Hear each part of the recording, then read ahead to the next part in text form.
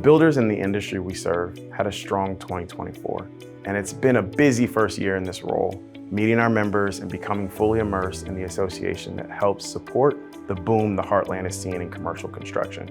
The staff will be sharing more about what the Builders has accomplished this year, so I will simply note that the state of our association, it's strong, and it's very much due to the phenomenal talent and dedication of our team, along with the incredible commitment from and collaboration with our members. Together, we are advancing the industry, improving lives, and creating the spaces where the Heartland will thrive for generations to come. Our focus heading into the new year will be on our next strategic business plan. We'll begin executing on the objectives under the 4 pillars of that plan, and we will work continuously to exceed the expectations of our members while we collectively advance the commercial construction industry. With the dedication and talents of Miles Boyer, Jessica Chris, Erica Leonard DeMarc, and Isabel Whalert, the marketing team had another record year in 2024 while providing members with business development opportunities and marketing support to help meet their business goals. Our award-winning department has focused on managing budgets, investing in our team, and scaling our talents to generate non-dues revenue for the association. That new revenue will represent a $250,000 budget swing from the red to the black since 2020. Looking ahead, we want to reinvest that revenue in our members by expanding on our efforts to put on best-in-class events, serve as an extension of our members' marketing teams, and advance the industry by putting our region and the work of our members in the spotlight, both locally and nationally. We also want to build on our collaborations with industry partners to reach more of our members and prospective members, particularly those in underserved or underrepresented communities. Together with Angela Crawford, Matt Eberly, with the support of Lance Claiborne and Miles Boyer, the membership team mission is to connect our members to the resources and relationships needed to advance their business in the construction industry. Membership service is often one of the first touch points members have to the Builders, so we want to ensure that every member finds value and is actively engaged in the association. One of our primary goals for 2024 was to collect more detailed and valuable data to enhance our retention efforts. While we've accomplished this by performing a data audit with our members and conducting a retention survey, we also looked for new ways to connect to our members. Our Central Region monthly happy hours have been well attended and we've received great feedback, so we're expanding those into the Southern region. In our Kansas City region, we continue to build on our community partner relationships, enhancing our networking and increasing our presence, providing more value to our members. Looking ahead to 2025, we'll leverage that data collected to build long-term member retention and deliver added value services tailored to the unique needs of each region. The Builder Safety Team, which includes Morgan Morrison, Jesse Shepik, and Brian Smith, made significant strides in 2024, and we are committed to maintaining this momentum in the coming year. Our executive staff team is working closely with the safety team, safety community, and our members to create a strategic approach to our safety services that meets the needs of an evolving construction safety landscape. Keep an eye out in the coming months for opportunities to help us shape our path forward for safety services. I'll turn things over to Brian to tell you more about our work in the safety world this past year. Our team has been dedicated to our mission to enhance safety across the industry through comprehensive training programs, in-depth consultations, and active engagement with our members.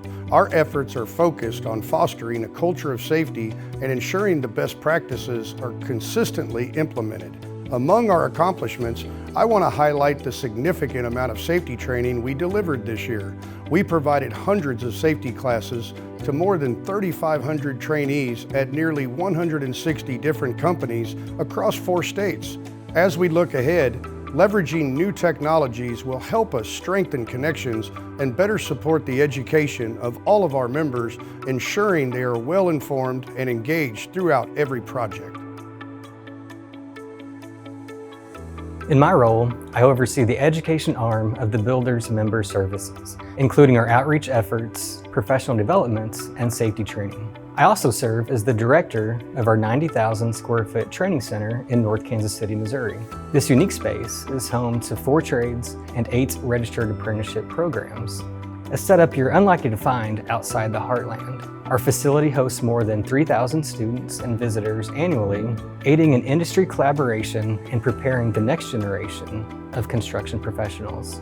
Our Construction Leadership Council and Scholarship Foundation are also working to build the construction leaders of tomorrow. Our CLC membership numbers continue to grow, and the networking provided by the group is second to none.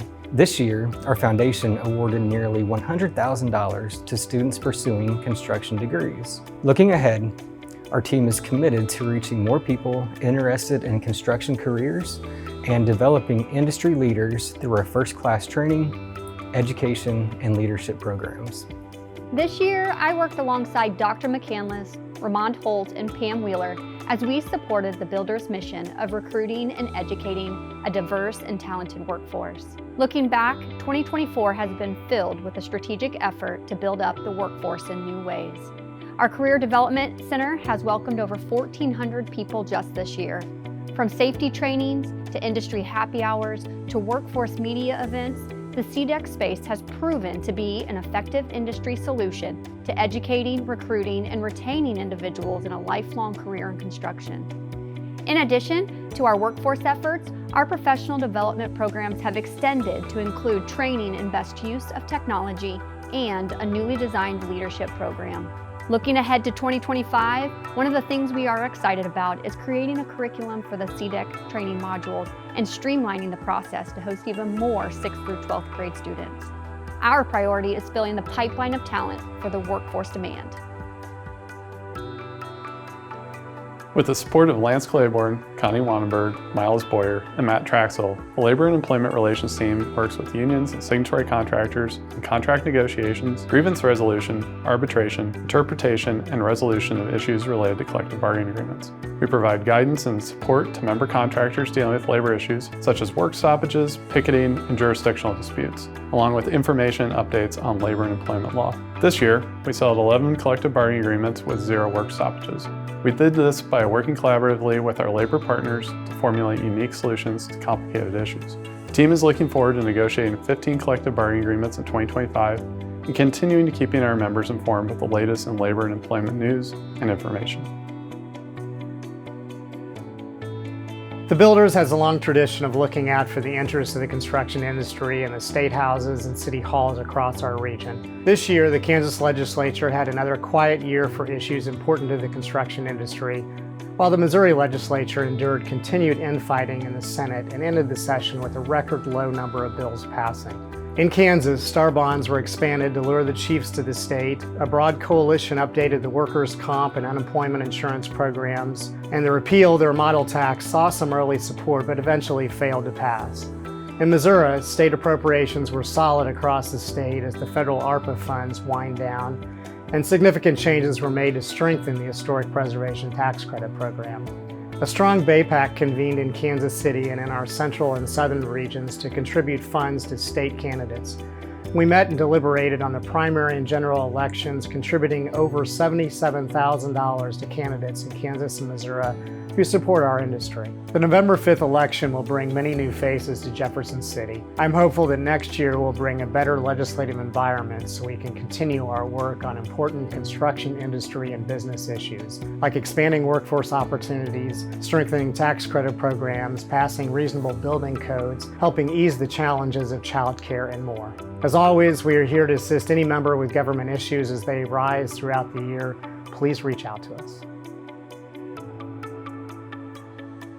The Plan Services team of Leanne Hutton, Emily Miller, Paige Smith, and myself played a crucial role in supporting members by identifying projects for them to bid on in 2024, helping them increase their chances of winning more business.